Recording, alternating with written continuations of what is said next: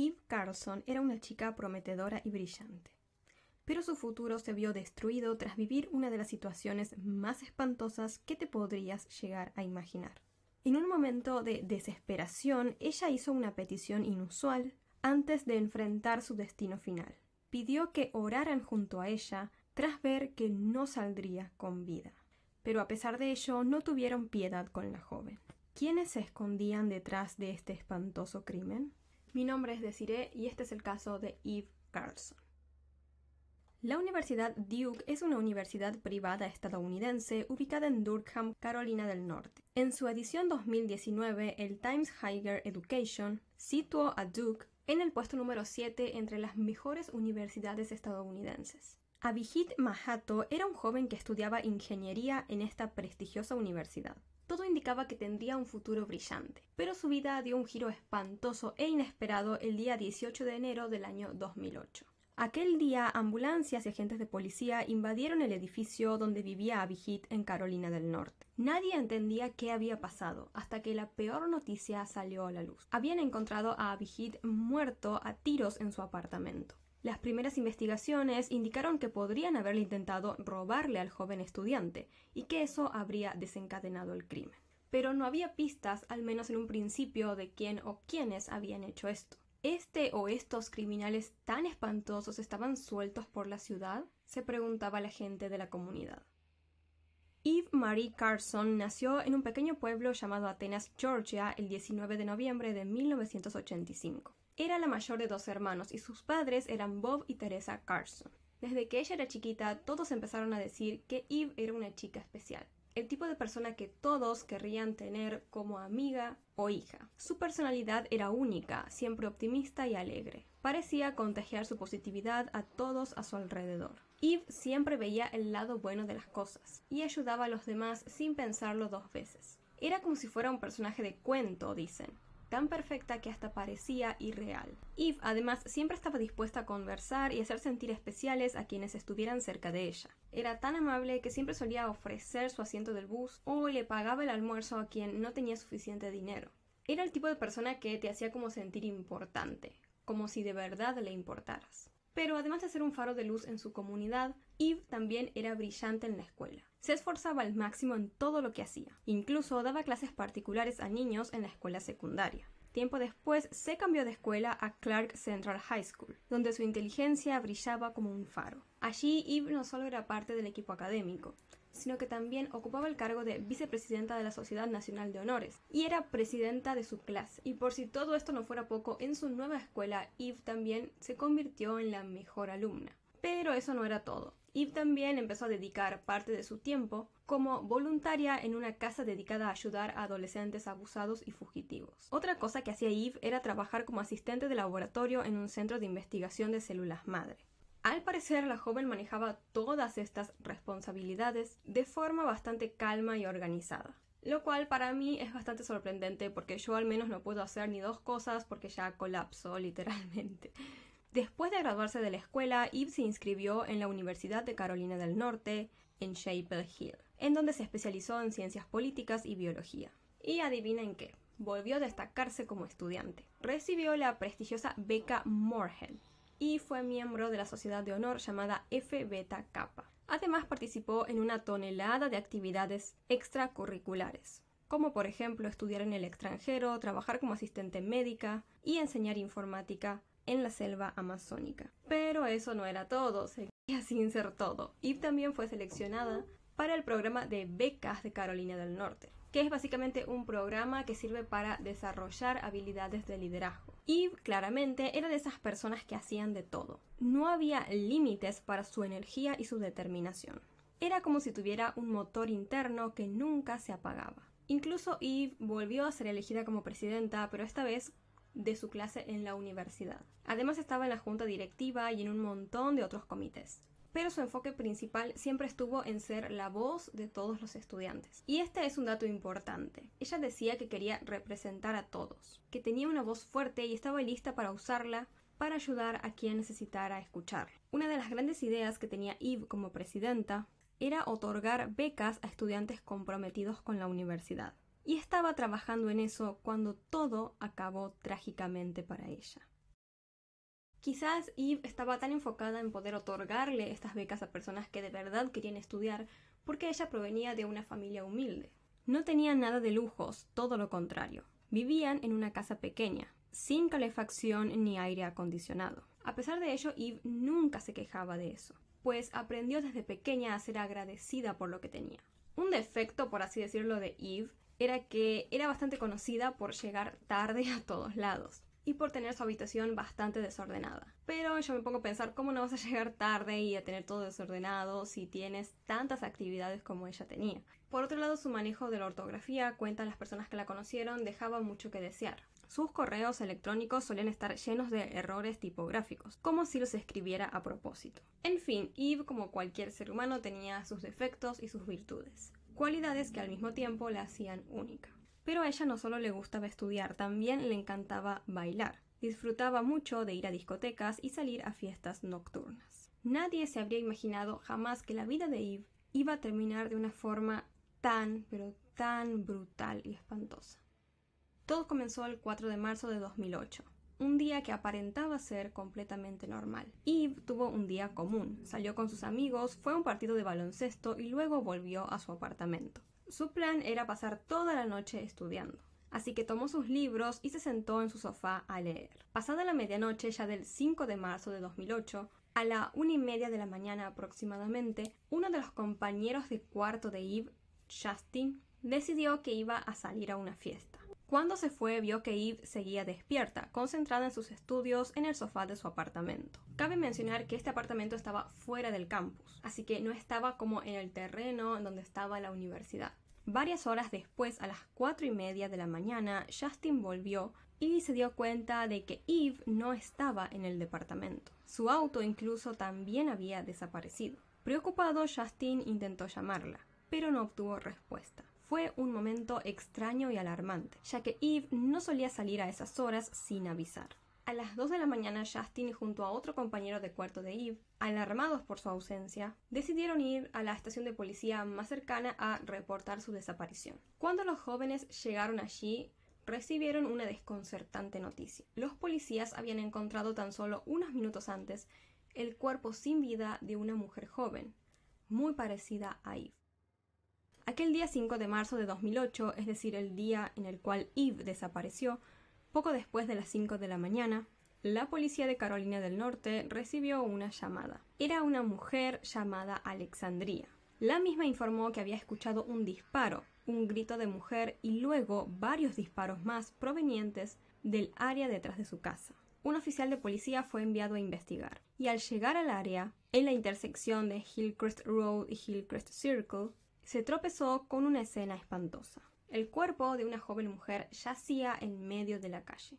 Estaba acostada sobre su lado izquierdo, con el brazo doblado detrás de ella. La mujer vestía una camiseta gris claro, pantalones deportivos azul oscuro y zapatillas de deporte. Además llevaba un relicario dorado y una pulsera Nike blanca con las palabras Beach FRW impresas en ella. A simple vista se notaba que la mujer había recibido 5 disparos, en el hombro, en la parte superior del brazo, y un disparo final que le había atravesado su mano y le había terminado impactando en la sien. Era evidente que se habían utilizado 2 armas en el crimen y que había sucedido muy recientemente, es decir, tan solo unos minutos antes.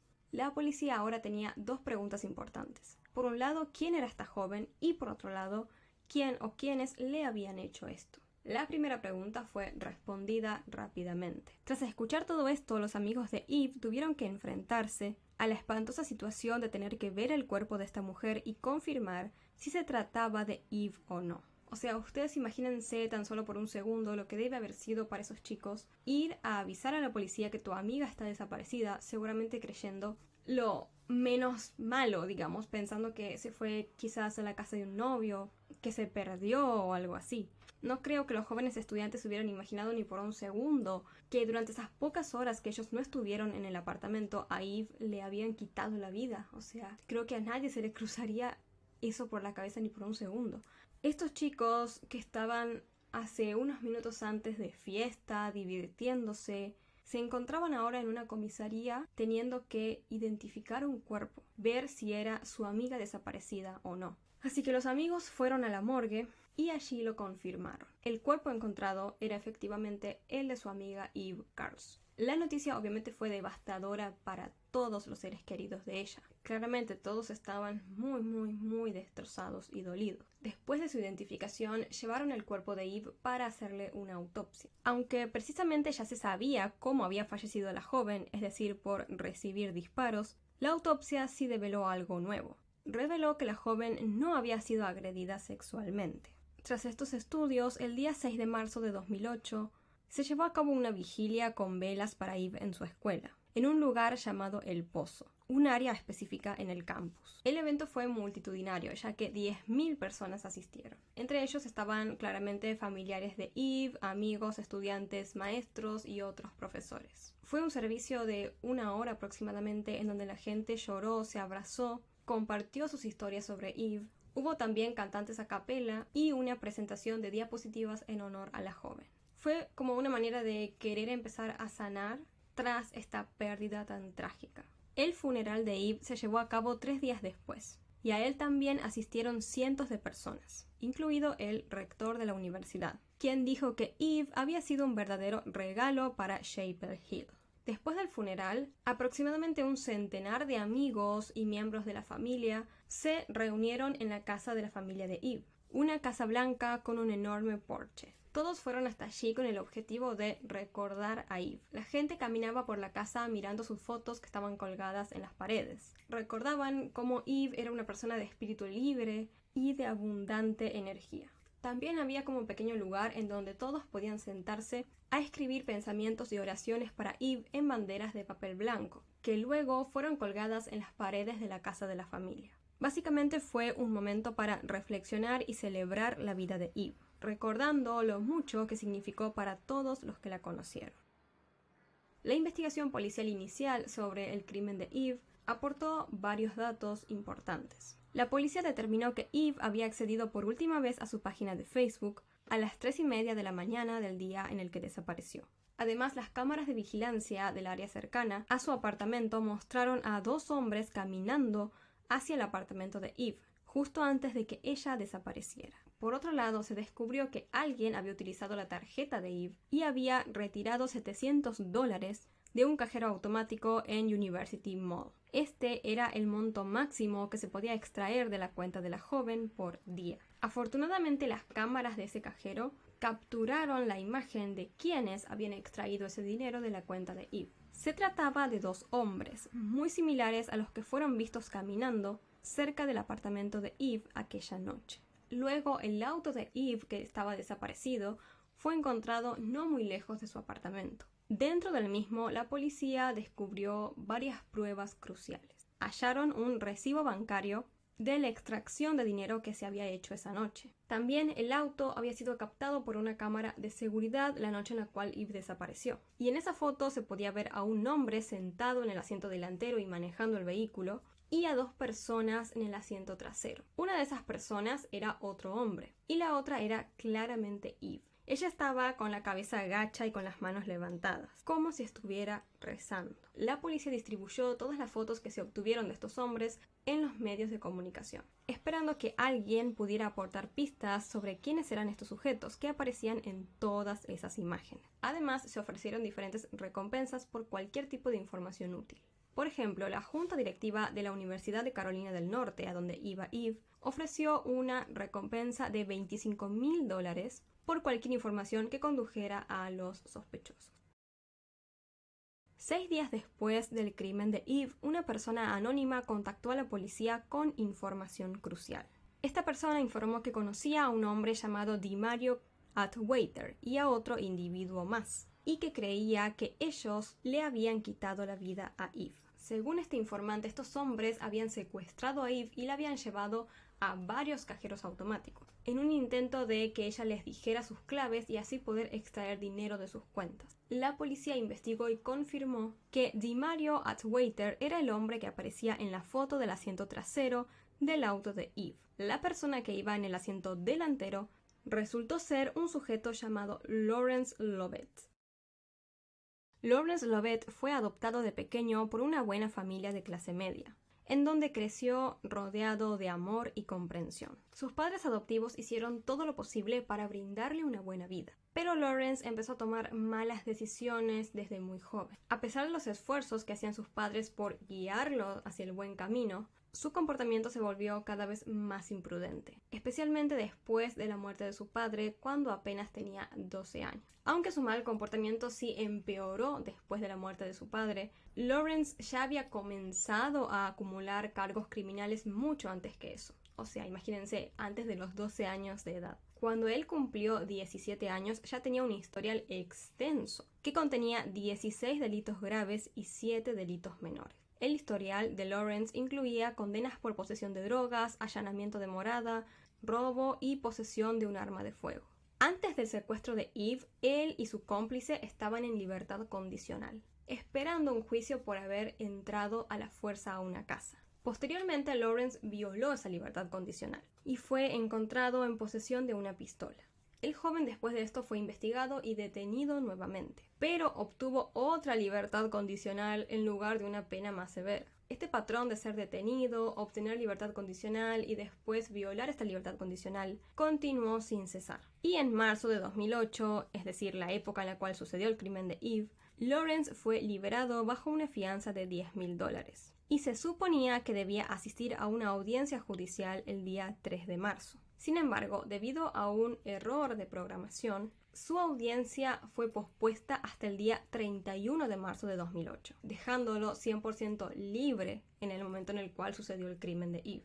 Robert Lee, el director de la División Estatal de Correcciones Comunitarias, asumió la responsabilidad de este error. Reconoció que el retraso de la audiencia permitió que Lawrence estuviera libre para cometer el crimen. ¿Se acuerdan del caso de Abhijit Mahato, el joven que fue encontrado sin vida dentro de su apartamento? Bueno, Lawrence Lovett fue uno de varios hombres que fueron detenidos por este crimen, aunque finalmente él en particular, es decir, Lawrence, fue declarado no culpable por el crimen de Abhijit en julio del año 2014. Las detenciones por parte de la policía a estos dos hombres por el crimen de Eve comenzaron con DeMario Atwater. Él fue detenido aproximadamente a las 5 de la mañana de un miércoles, exactamente una semana después del crimen de Eve.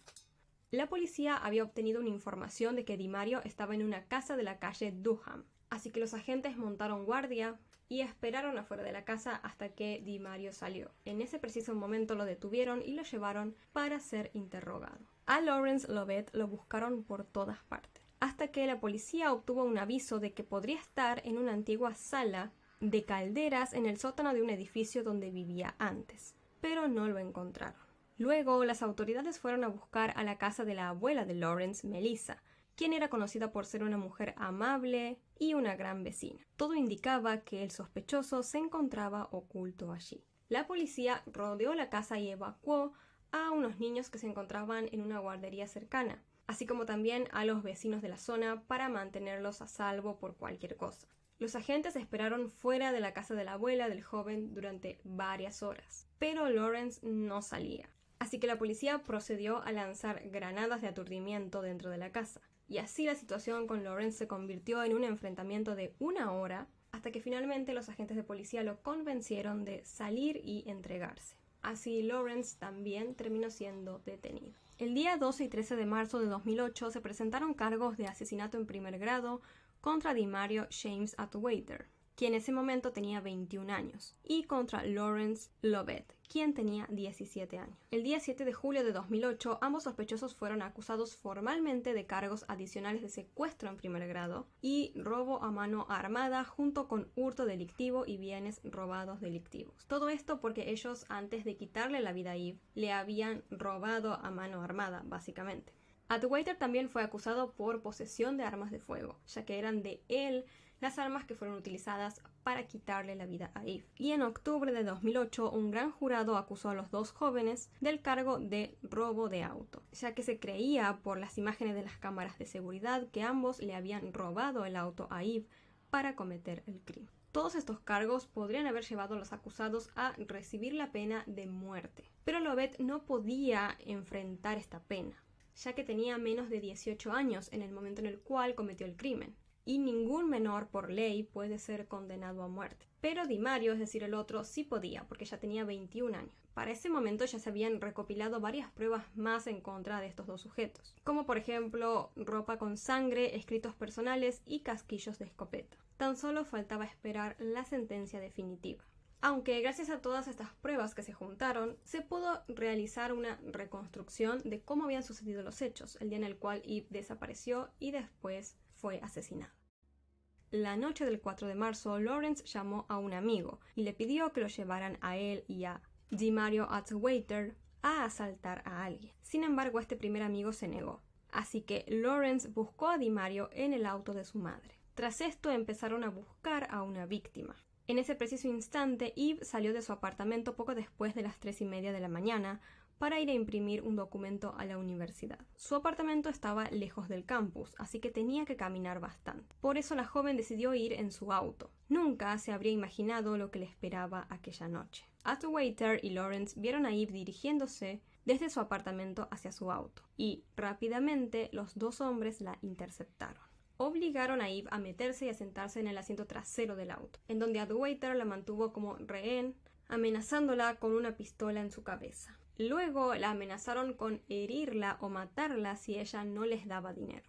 Tras esto llevaron a Eve hacia varios cajeros automáticos. Ella, bajo amenaza, dio todas las claves de sus cuentas bancarias. Así, a las 3:55 de la mañana, los jóvenes lograron extraer $700 en un cajero automático en University Mall. También intentaron robarle a Eve en otro cajero en Durham, pero no lograron hacerlo, ya que el límite de extracción diario de las cuentas de la joven eran de $700. Sin embargo, las cámaras de vigilancia de este segundo cajero automático lograron captar y filmar a estos dos hombres intentando extraer el dinero. Y esta imagen, como les conté, fue una de las tantas que fue descubierta más adelante por la policía durante el proceso de investigación inicial. Gracias a ella y a un par más se logró obtener la identidad de estos dos sujetos. Lawrence le contó a un amigo que durante el secuestro Eve intentó razonar con ellos, diciéndoles que no tenían por qué hacer lo que estaban haciendo y que ella les daría todo lo que tenía, pero que por favor no le hicieran daño. Ella suplicaba por su vida. Eve simplemente no quería morir. Pero los dos hombres, lamentablemente, ya habían decidido su destino.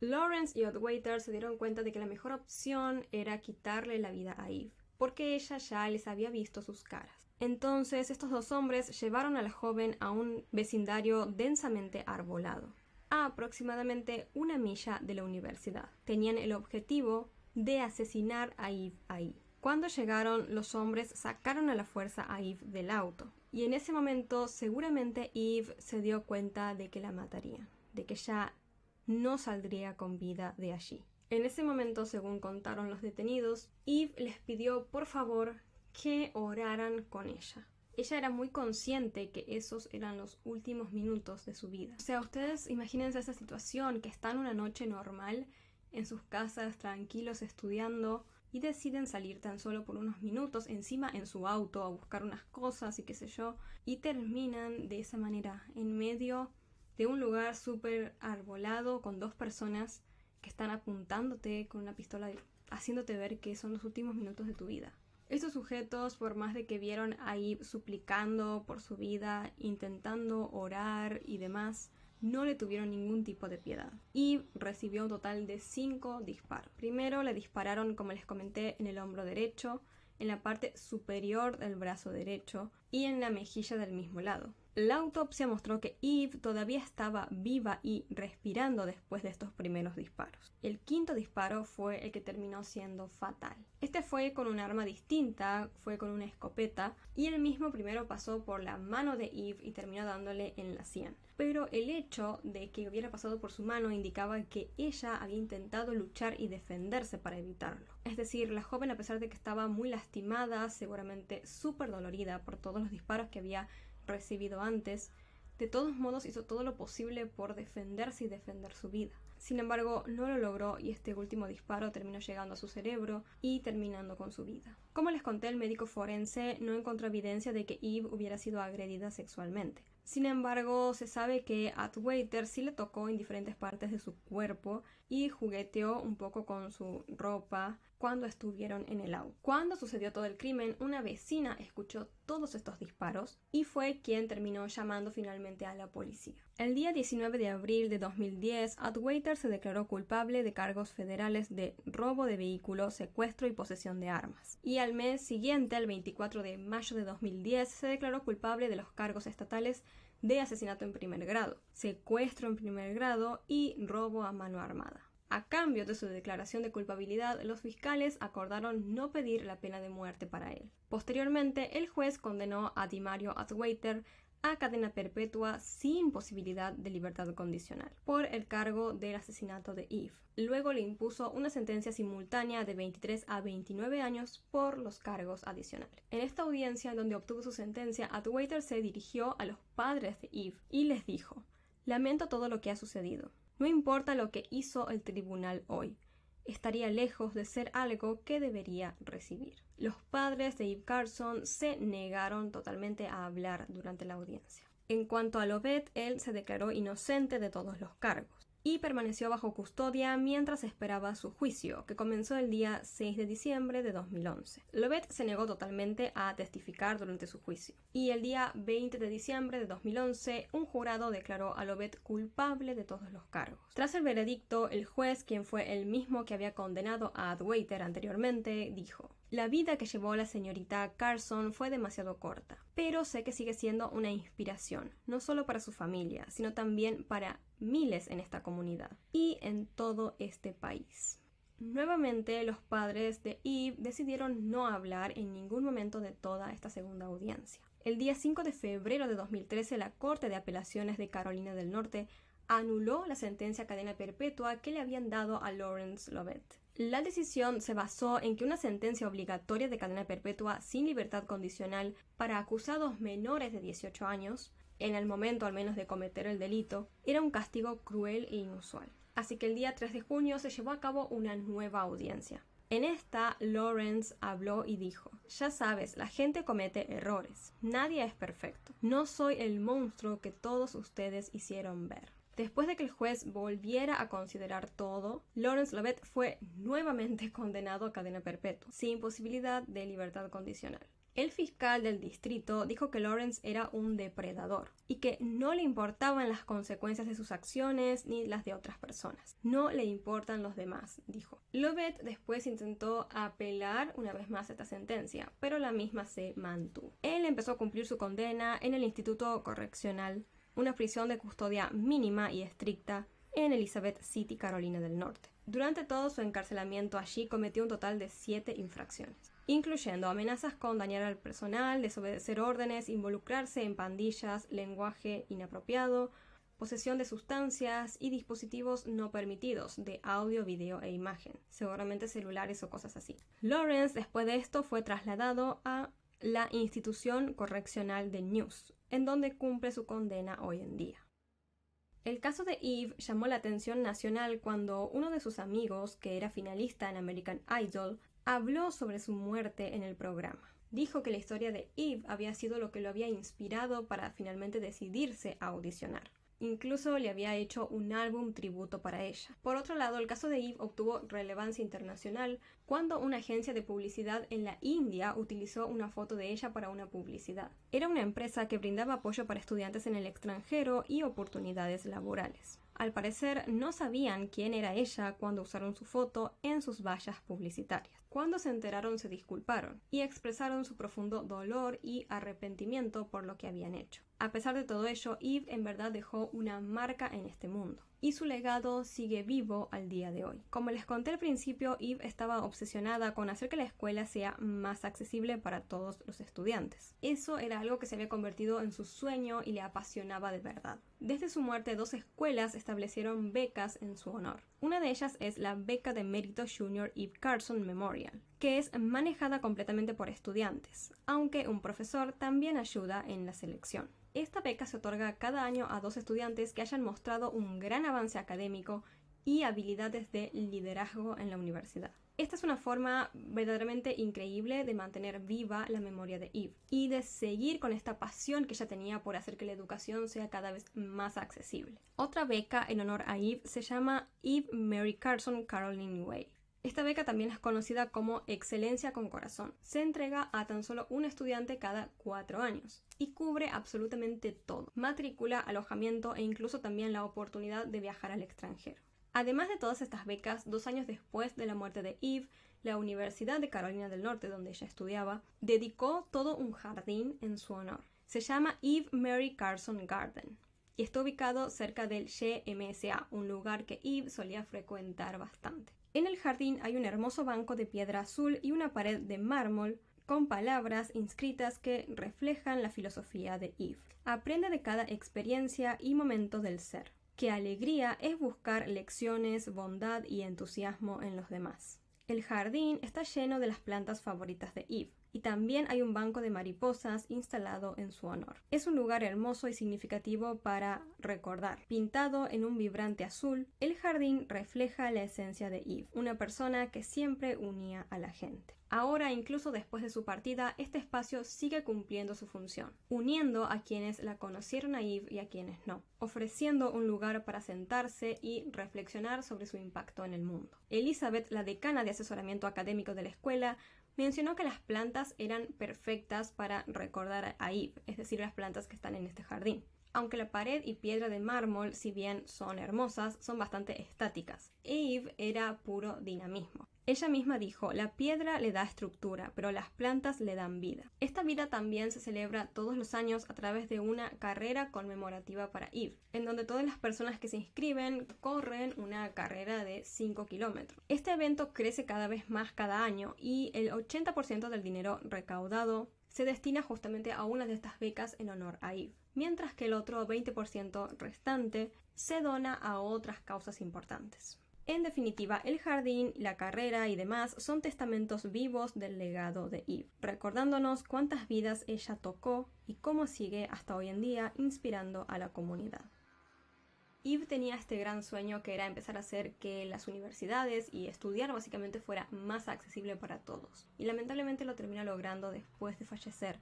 Nunca se enteró de lo que ella verdaderamente dejó en la comunidad y el legado que también le dejó a los estudiantes. Como muchos de ustedes sabrán, bueno, yo no sé cómo es la situación en todos los países, pero en Estados Unidos acceder a la educación universitaria es bastante complicada. Es muy caro, muchas veces los padres se tienen que matar ahorrando toda su vida para pagarle la universidad a sus hijos, e incluso a veces si no consiguen una beca ni siquiera pueden estudiar muchas personas. En mi país, por ejemplo, Argentina, la educación es gratuita, o sea, tienes la opción de asistir a universidades que son del Estado, que son gratuitas, y si quieres puedes también pagar, pero eso ya es como a elección, es decir, pagar una universidad privada, pero obviamente eso es a elección.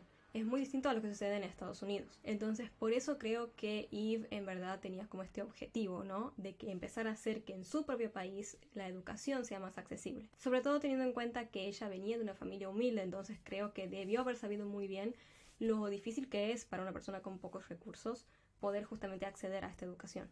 Lo curioso en toda esta historia es que tenemos a la víctima, que fue Eve, que ella provenía de una familia humilde, como les acabo de decir, y a los victimarios, que fueron estos chicos que provenían de familias de clase media. Sin embargo, ellos fueron quienes terminaron robándole a ella. Obviamente no hay tanta data, digamos, de la vida profunda de Lawrence Lovett, pero como les comenté, él fue adoptado por una familia de clase media, fue criado con amor y demás desde muy pequeño. Sin embargo, como que siempre se inclinó hacia ese lado como delictivo y empezó a tener desde joven todo este tipo de comportamientos complicados, y bueno, hasta que llegó al punto en el que le terminó quitando la vida a alguien por robarle un poco de dinero. Imagínense que con tan solo 17 años él fue condenado a una cadena perpetua. O sea, literalmente se arruinó la vida, lo cual está perfecto, o sea, porque le quitó la vida a una chica, y me alegro de que vaya a pasar el resto de su vida en prisión, ¿no? Pero imagínense lo impactante que debe ser para los padres y todo, que lo criaron con amor, que él haya terminado así. O sea, es como muy triste por todos lados, porque por otro lado también tenemos a los padres de Eve, quienes terminaron perdiendo una hija y que de verdad ella nunca va a volver. Al menos los padres de Lawrence lo pueden ir a visitar a la cárcel, pero los padres de Eve Ni siquiera pueden hacer eso. Nunca más van a poder volver a ver a su hija, nunca más la van a poder volver a abrazar, a hablar con ella, ni nada. Y ella no va a tener ningún tipo de futuro ya. Imagínense ustedes lo que debe sentirse estar en una situación en donde te están obligando a cavar un hoyo, un pozo, como quieran llamarlo ustedes, siendo conscientes de que quizás, muy probablemente, se convierta ese pozo en su propia tumba. Debe ser realmente una situación espantosa de vivir. Eso fue justamente lo que sucedió en el caso de hoy. Fue algo espantoso que le hicieron a una joven totalmente inocente. Y ustedes quizás estén pensando que obviamente todas las víctimas de estas historias son inocentes, al menos en su gran mayoría. Pero les digo esto particularmente en este caso porque justamente fue en esta ocasión que sucedió algo muy particular, por lo que supuestamente él o los culpables, no les voy a decir específicamente para no spoilearles, tomaron la decisión de hacerle esto a esta chica, a quien terminó siendo la víctima de la historia. Así que bueno, sin más presentación, vamos entonces directamente a empezar. Este es el caso de Amanda Albach. Nos ubicamos en Río Grande, Brasil, en el año 2021. Desde temprana edad, Amanda enfrentó una vida difícil. Compartía su hogar con su madre y un hermano menor, pero no está claro si su padre estaba presente. La familia creció cuando, a los 19 años, Amanda quedó embarazada y dio a luz a una niña. Aunque en un primer momento la niña estuvo bajo la custodia de su padre, del cual tampoco hay mucha información, luego se fue a vivir definitivamente con Amanda, su madre. Así, en el hogar convivían entonces Amanda, su hija, su madre y su hermano. Sin embargo, originalmente Amanda tenía 3 hermanos, no 1. Lamentablemente, cuando tan solo tenía 10 años de edad, Amanda sufrió la pérdida de su hermana mayor Francieli, de 23 años, y de su hermano Guillermo, de 11 años. Y todo fue por un acto de venganza. Cuenta la historia que una noche varias personas ingresaron a la casa en donde vivían Francieli, la hermana de Amanda, y su esposo, buscando venganza por una deuda vinculada a la venta de drogas. Esas personas, cuando entraron a la casa, le quitaron la vida a ambos, es decir, tanto a Francieli como a su esposo. Por desgracia, Guillermo, el otro hermano de Amanda, estaba por casualidad durmiendo allí esa noche, y por lo tanto también se terminó convirtiendo en una víctima mortal de esta venganza. Después de esta tragedia, Amanda y su otro hermano quedaron como los únicos hijos sobrevivientes de su madre. Amanda asumió la responsabilidad de criar a su hermano, convirtiéndose en una figura materna para él. Para el año 2021, a los 21 años, Amanda trabajaba como promotora de ventas en supermercados, lo que le llevaba a viajar mucho por diferentes lugares para promocionar su trabajo. Con el tiempo logró juntar una buena cantidad de dinero. La vida de Amanda iba bastante bien, hasta el día 13 de noviembre de ese año. Aquel día Amanda se acercó a su madre y le dijo que se iría a la casa de una amiga llamada Diane, a quien ella conocía desde pequeña. Diane y Amanda habían crecido juntas y por lo tanto también habían compartido muchas experiencias. Diane solía visitar la casa de Amanda con frecuencia, por lo que la madre de Amanda claramente la conocía muy bien. Amanda le aseguró a su madre que pasaría todo el fin de semana en la casa de Diane y que volvería el lunes. Amanda entonces dejó a su hija al cuidado de su madre y tomó un viaje compartido usando una aplicación de autos para ir a la casa de su amiga, la cual vivía en una ciudad llamada Imbituba. Diane, la amiga de Amanda, originalmente vivía en Río Grande, pero luego de casarse con su pareja Douglas, de 36 años, se fue a vivir con él a una casa alquilada en Imbituba. En la vivienda, además de Diane y Douglas, también vivía Víctor, el hermano de Douglas, de 21 años. Ese día 13 de agosto temprano, Amanda llegó a la casa de Diane y pasaron todo el primer día juntas, haciendo varias actividades como ir a la playa y tomarse fotos, hasta que por la noche se llevó a cabo una fiesta en la casa de Diane. En la misma, todos los invitados se la pasaron consumiendo alcohol y diferentes sustancias ilícitas. Durante la fiesta, Amanda se percató de que Diane, su esposo Douglas y algunos familiares de ellos estaban involucrados en el tráfico de drogas. Además, Amanda encontró algunas cosas preocupantes dentro de la casa de su amiga, como por ejemplo diferentes armas de fuego. Amanda les tomó fotos a estas armas y las envió a diferentes grupos de WhatsApp, sin ningún tipo de propósito maligno ni nada por el estilo. Luego de esto, la fiesta continuó con total normalidad. Todos los invitados la siguieron pasando bien hasta que la fiesta terminó y cada uno se fue a su casa. Amanda, como les comenté, tenía pensado quedarse todo el fin de semana en casa de Diane, por lo tanto ella se quedó a pasar la noche allí. El día lunes 15, el día en el cual Amanda debía volver a su casa, a su madre le llegó un audio de WhatsApp de ella. Era un mensaje breve de apenas unos 5 segundos, en el cual se escuchaba mucho sonido y ruido de viento de fondo. Amanda en este audio dijo específicamente: «Hola mamá, acabo de pedir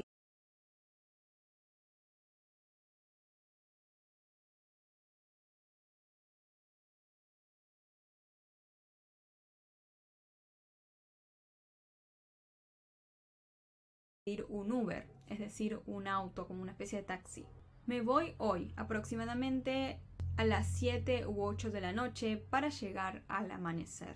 Sin embargo, a la mañana siguiente, Amanda no apareció en su casa. Su madre intentó llamarla tanto a ella como a Diane, pero no obtuvo ninguna respuesta. La preocupación comenzó a apoderarse totalmente de la madre de Amanda. Los días empezaron a pasar y Amanda no se aparecía en la casa, ni tampoco podían comunicarse con ella. Finalmente, el día 19 de noviembre, la madre de Amanda decidió ir a la estación de policía y presentar un informe de desaparición. El jefe de policía, al escuchar toda la historia de Amanda, le dijo a su madre que hay muchas personas que deciden temporalmente desaparecer o ausentarse, porque toman la decisión de estar un tiempo fuera de su casa o porque verdaderamente no desean ser encontradas. Y que ese muy probablemente podría ser el caso de Amanda. Es decir, esta era la típica que suelen decir, de que es una chica joven que quiere vivir la vida, que se fue de su casa porque quiere hacer la suya por un tiempo y ya va a volver seguramente. Pero su madre no creía para nada que su hija podría haber decidido desaparecer voluntariamente. Por un lado porque Amanda no era así y por el otro porque ella era madre de una niña y no la dejaría así como si nada. Tras escuchar esta contestación por parte de los oficiales de policía, la madre de Amanda les contó acerca de esa nota de voz de WhatsApp que le había enviado a Amanda la última vez que se pudo comunicar con ella. La madre de Amanda les dijo a los agentes de policía que esa nota de voz le había parecido muy extraña, porque, como les conté, se escuchaba mucho viento de fondo. Y la madre de Amanda no entendía, porque si vos te vas a una casa a pasar el fin de semana o estás normalmente en la ciudad, no es muy común que haya ese viento tan fuerte como se escuchaba en el audio. Parecía ser más que nada como un sitio totalmente amplio y aislado. ¿Y por qué Amanda estaría en un sitio como ese? Y sobre todo, ¿por qué no le habría avisado a su madre que iría a un sitio como ese? Para la mujer nada de esto tenía ningún tipo de sentido. Enterarse de esto finalmente hizo que los agentes de policía se empezaran a tomar en serio el caso de la desaparición de Amanda. Por lo tanto, empezaron a investigar a las últimas personas que ellos sabían que habían estado con Amanda. Y ellos eran Diane, su esposo Douglas y el hermano de Douglas, Victor. De esta manera, los agentes de policía hicieron un hallazgo espeluznante. Diane, Douglas y Victor no se encontraban en su casa. También estaban los tres desaparecidos y todos sus teléfonos se encontraban fuera de servicio. Este descubrimiento comenzó a preocupar bastante a la policía. ¿Por qué? Porque o había 4 personas desaparecidas, lo cual era muy extraño, o estas últimas 3 personas, es decir, Diane, Douglas y Victor, se estaban intentando esconder. ¿Y por qué se estarían intentando esconder si no habrían hecho algo demasiado malo, demasiado grave? Con estas hipótesis y estos conocimientos, la policía sabía que no tenía tiempo que perder.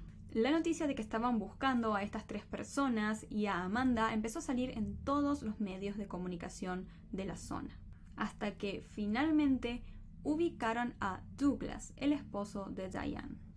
A Douglas lo encontraron parando en un motel, porque sí, tanto Douglas como Diane y Victor habían estado alojándose en diferentes moteles todas las noches anteriores. Sin embargo, aún no se tenían noticias de Amanda. Las autoridades entonces llevaron a Douglas para interrogarlo sin dudarlo. Durante la entrevista, Douglas contó que el lunes, cuando Amanda debía volver a su casa, él la dejó frente a un supermercado y allí esperó a que ella abordara un viaje compartido a través de una aplicación de transporte similar a Uber. Sin embargo, Douglas no se acordaba de detalles importantes, como por ejemplo el color del auto que había buscado Amanda o quién había sido el conductor. La policía se fijó en los datos de esta aplicación similar a Uber que supuestamente Amanda había utilizado y no pudieron encontrar ninguna solicitud de viaje para ese lunes con esa aplicación que coincidiera con los detalles que Douglas había dicho. Esto llevó a que la policía ya empezara a sospechar seriamente tanto de Douglas como también de Diane y de Victor. Creían que ellos muy probablemente estaban involucrados en la desaparición de Amanda. Por lo tanto, inmediatamente los tres fueron detenidos y llevados a prisión preventiva. Durante la entrevista a Diane le preguntaron qué creía ella que le había pasado a Amanda y si sabía de algún lugar en donde pudiera llegar a estar. Diane sugirió que Amanda podría haber estado involucrada en actividades ilegales, como por ejemplo la venta de tarjetas de crédito falsas. Según Diane, Amanda habría vendido estas tarjetas a alguien que luego no pudo encontrar crédito en ellas, lo que podría haber provocado que esa persona quisiera vengarse de Amanda. Los agentes de policía entonces le preguntaron a Diane si sabía quién era esta persona, y Diane le dijo que sí, e incluso les dio un nombre y un apellido. Sin embargo, cuando los investigadores verificaron la identidad de esta persona en cuestión, descubrieron que no tenía ningún tipo de vínculos con Amanda, y que además contaba con una coartada sólida que lo excluía totalmente como sospechoso. En una segunda entrevista, los agentes confrontaron a Douglas y le dijeron que ya sabían que el día en el cual había desaparecido Amanda nunca se había solicitado un viaje con la aplicación de autos hacia el destino indicado por él. Entonces le dijeron que por favor dijera qué había estado haciendo verdaderamente el día en el cual Amanda desapareció. Douglas entonces cambió todo el discurso y dijo que él verdaderamente se había estado cortando el pelo. Incluso dio los datos de la barbería y todo. Pero cuando la policía fue a investigar a esta barbería, le dijeron que Douglas no había ido a cortarse el pelo para nada el día en el cual Amanda desapareció. Tras quedarse sin coartada, Douglas quedó totalmente al descubierto y terminó admitiendo todo. Dijo que él le había quitado la vida a Amanda y además que le había obligado a cavar su propia tumba. Douglas dijo que el día de la fiesta empezó a creer después de ver que Amanda envió por WhatsApp las fotos de las diferentes armas de fuego que había en la casa, que ella, probablemente junto a otras personas más, estaban preparando una emboscada tanto para él como para toda su familia. Luego de la fiesta, Douglas dijo que él se durmió y cuando se despertó aproximadamente a las 11 de la mañana, Douglas, según él, fue a despertar a Amanda y la amenazó con una pistola para que confesara para quiénes trabajaba y quiénes estaban detrás de esa supuesta emboscada. Douglas creía que Amanda podría estar trabajando para una de las organizaciones criminales más importantes del país. Amanda claramente no estaba involucrada en nada de esto. Como yo les conté, al mandar esas fotos, Amanda no tenía ningún tipo de propósito negativo o con maldad. Así que obviamente bajo las amenazas de Douglas, Amanda solo decía que ella no tenía nada que ver, que no estaba involucrada ni trabajaba para ninguna banda criminal y que tampoco se estaba planificando una emboscada en contra de ellos. Pero a Douglas nada lo convencía, así que torturó a Amanda por horas enteras.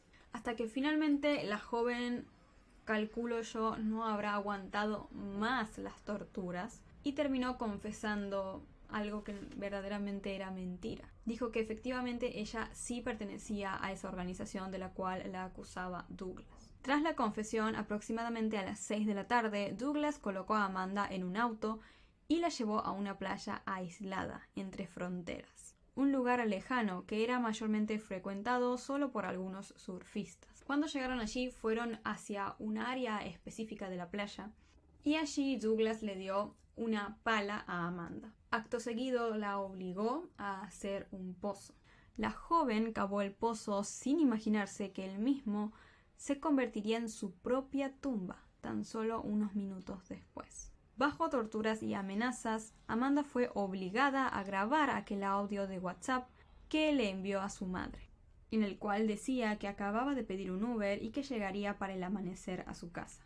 Como estaban en la playa, aquel audio se grabó con mucho sonido de viento de fondo. Su madre estaba en lo cierto al decir que esto era muy extraño, ya que como les conté no era para nada normal que se escuchara tanto viento de fondo, y era porque verdaderamente Amanda, al grabar ese audio, estaba en medio de una playa aislada y lejana, un área al cual ella jamás habría ido por su propia voluntad.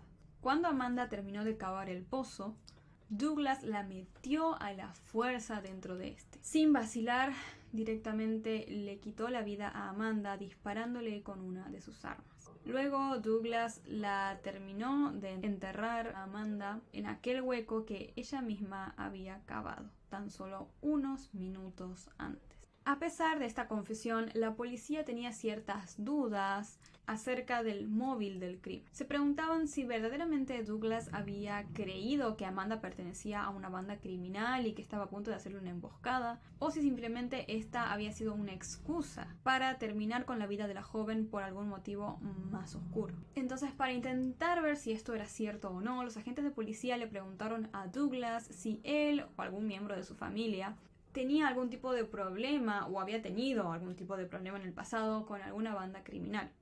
Acordémonos que ellos se dedicaban un poco al tráfico de sustancias ilícitas, por lo tanto podrían haber llegado a tener en algún momento un inconveniente.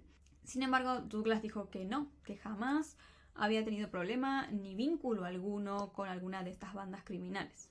Esto llevó a los agentes a que consideraran fuertemente que Douglas había mentido al decir que se sentía en peligro porque Amanda quizás estaba planificando una emboscada en contra de él, o que incluso que ella pertenecía a una banda criminal. Finalmente, los agentes de policía le pidieron a Douglas que contara cuál era la ubicación exacta del cuerpo de Amanda, es decir, en qué parte de esa playa aislada él la había obligado a hacer aquel pozo, para luego dejarla allí.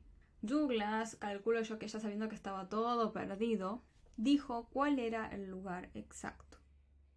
De esta manera, el día 3 de diciembre finalmente encontraron el cuerpo de Amanda en el lugar indicado por Douglas. El cuerpo de la joven había estado allí, en aquella playa solitaria y abandonada, por 18 largos días. El cuerpo de Amanda estaba en avanzado estado de descomposición. Tenía la nariz muy fracturada, como si alguien le hubiera dado un puñetazo muy fuerte. Los investigadores en el lugar donde estaba el cuerpo además lograron encontrar algunas cosas de interés, como por ejemplo la bala con la que le quitaron la vida a Amanda y una cinta que podría haber sido utilizada en su boca para evitar que gritara. Con estas pistas los investigadores ya estaban seguros de que esa playa y sobre todo esa área específica había sido el lugar en donde se había cometido el crimen. Todas las demás pistas que se encontraron indicaban que claramente Douglas había dicho la verdad sobre lo que había sucedido aquel día que Amanda perdió la vida.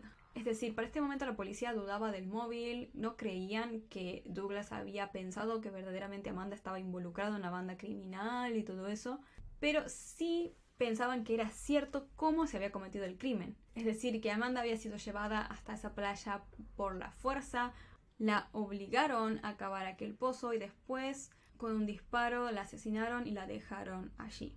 Sin embargo, la policía creía fervientemente que Douglas no había cometido el crimen solo. Mínimamente, Diane y Victor deberían haber sido, aunque sea, testigos de lo sucedido.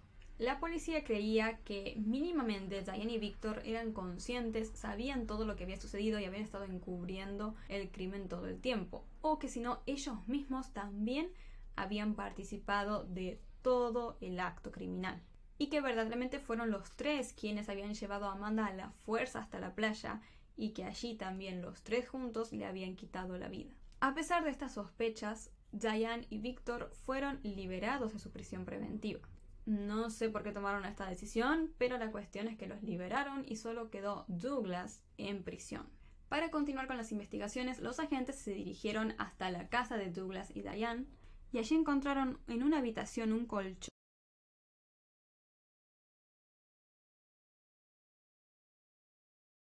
que, después de usar luminol, develó que tenía manchas de sangre. Luego de enviarlas a analizar, se determinó que era la sangre de Amanda. Además, salió a la luz que Diane había hecho una publicación en una de sus redes sociales justo después de la desaparición de Amanda. En dicha publicación ella expresaba que ese tipo de cosas le sucedían solo a personas malas como ella, es decir, como Amanda. Tras estos hallazgos, a la policía casi no le quedaron dudas de que Diane y Victor estaban verdaderamente involucrados en el crimen. Es decir, imagínense ustedes pensando en la versión de Douglas de que él había hecho todo solo, que el hombre tuvo que haber levantado a Amanda, haberla torturado en esa casa porque se encontró sangre en uno de los colchones, por lo tanto Amanda efectivamente fue torturada allí, y después la tomó y se la llevó a la playa y demás, y las otras personas que vivían allí, es decir, Diane y Victor, no se habían enterado de nada de lo que había pasado en su propia casa. Esto para la policía no tenía nada de sentido. Así que tras estos descubrimientos, Diane y Victor fueron detenidos nuevamente, y esta vez terminaron siendo acusados del crimen. A mediados del año 2023, Diane fue condenada a 23 años de prisión y los hermanos Douglas y Victor obtuvieron penas de 20 años. Hoy en día los hermanos están evaluando la posibilidad de apelar esta condena. Aunque los culpables ya hayan obtenido su condena, aún queda una duda en este caso. Si tomamos la hipótesis de que la idea supuestamente que tenían Douglas y los demás sobre que Amanda pertenecía a una banda criminal y todo eso era mentira, entonces, ¿cuál podría haber sido el móvil de este atroz crimen? ¿Por qué Diane se involucraría en un crimen que significaba quitarle la vida a su propia amiga? A esa amiga con la que había crecido, con la que había pasado prácticamente toda su infancia. Al día de hoy no se sabe aún cuál fue la verdadera motivación. Así que les propongo dejar en los comentarios ustedes cuál creen que pudo haber sido el verdadero motivo de este crimen. Si creen ustedes que fue verdaderamente que ellos creían que Amanda pertenecía a una banda criminal y todo eso, o si no, si creen que fue otra cosa y qué cosa creen que fue lo que pasó. Voy a estar leyéndolos en los comentarios. Obviamente Amanda obtuvo justicia, pero nada obviamente le quitará el dolor a su madre, que de sus 4 hijos hoy en día solo le queda el amor de uno. La madre de Amanda es una mujer que literalmente perdió a 3 hijos. Imagínense lo que debe ser vivir con ese dolor. Y encima los perdió en situaciones muy feas, ya que a los 3 les quitaron la vida, literalmente. Otras personas decidieron que ellos serían los dueños de su destino y sin ningún tipo de piedad y sin importarles nada, decidieron terminar con la vida de estas 3 personas. ¿Cuál habrá sido el móvil verdadero de este crimen, del crimen de Amanda? La verdad no lo sé, como les conté, no se sabe. Pero sí es cierto que, bueno, Diane y Douglas estaban involucrados en cosas peligrosas. Ellos se dedicaban a traficar, a vender estas sustancias ilícitas y sabemos que esos ambientes son complicados. Así que no sé qué tipo de conflicto, qué tipo de situación habrá pasado en la fiesta. Quizás algo pasó ahí, quizás Amanda vio algo que no tenía que ver, que nunca quisieron contar ellos, es decir, Douglas y Diane, porque quizás creían que podrían terminar peor, no sé, y por eso ellos decidieron quitarle la vida. Lamentablemente, como les digo, estos son ambientes difíciles, complicados, que lo mejor es alejarse totalmente de esta gente. Nada, no tener ningún tipo de vínculo ni nada con estas personas, porque son, bueno, como les digo, ambientes muy jodidos. Y bueno, lamentablemente termina pagando muchas veces las cosas gente totalmente inocente. Así que esta fue la historia de hoy, espero les haya resultado de interés. Bueno, como podrán haber visto durante el video estuve hablando con la otra R, es decir, con esta R y no con la mía que es esta R. Y bueno, estoy intentando practicar, por eso más que nada que lo estoy haciendo. No es que quiero como, no sé, ignorar mis raíces ni nada de eso, sino más que nada que bueno, yo lo intenté hacer hace unos años y les dije que me dejen en los comentarios cuál preferían ustedes, si una o la otra, y todos me dijeron que siga con la mía, la original. Pero más que nada este es como otro intento a ver qué onda, a ver cómo va, más que nada con la idea de, como les digo, de ampliar, de llegar a más público, y también porque, bueno, yo estuve practicando justamente estos días porque yo hace muchos años que dejé mi ciudad, me fui a vivir a otro lado, en donde hablan de la otra manera. Bueno, mi novio es de ahí, habla así todo el tiempo, entonces como que se me va como pegando un poquito, o como que voy, como a veces cuando hablo con gente en la calle, cualquier cosa, hablo así, entonces todas esas cosas hacen como que se me vaya medio pegando. Obviamente que nunca me va a salir como un nativo, creo que nunca me va a salir como, sí, eso, como un nativo. Pero bueno, voy practicando y espero mejorar. Bueno, nada, eso fue todo por hoy. Como siempre, si les interesa en general este tipo de contenido, no olviden suscribirse al canal y activar la campanita de notificaciones para que YouTube les avise cada vez que suba un nuevo video. Antes de irme, les dejo como siempre por acá mis redes sociales, por acá un botón para que puedan suscribirse y por acá abajo videos o listas de reproducción recomendadas por ustedes. Ah, bueno, y sí, al final de los videos y cuando dé mis opiniones y todo eso, voy a usar mi R. Es solo para el momento de la narración, que voy a usar la otra. O al menos eso creo, no sé, bueno, voy a ir viendo, como les decía. Bueno, ahora sí, esto fue todo por hoy. Como siempre, en la descripción del video tienen mi link al botón de donaciones de PayPal. Y si ustedes quieren colaborar con el canal pero no les gusta PayPal, también como siempre está el botón de super gracias, que es un corazoncito que está siempre abajo en los videos. Y como siempre, muchas gracias a todos los que realizan sus donaciones. Ahora sí me despido, les mando un beso gigante, cuídense.